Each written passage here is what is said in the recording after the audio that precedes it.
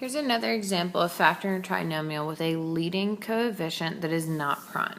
I have 16a squared plus 52a plus 42.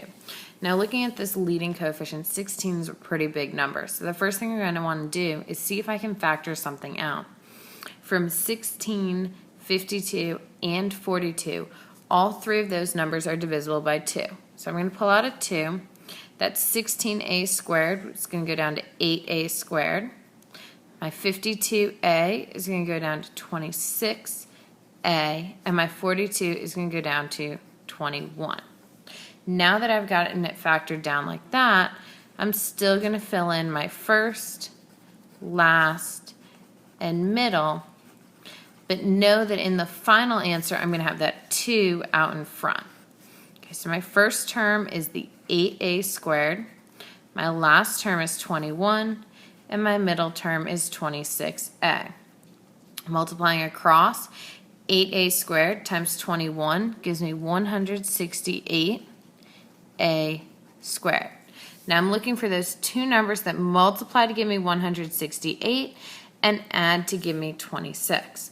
After playing with some of those factors, you're going to find that 12a and 14a are the two numbers that multiply to get 168 and then add to give us 26. So now I need to play with my factors for 8 and 21.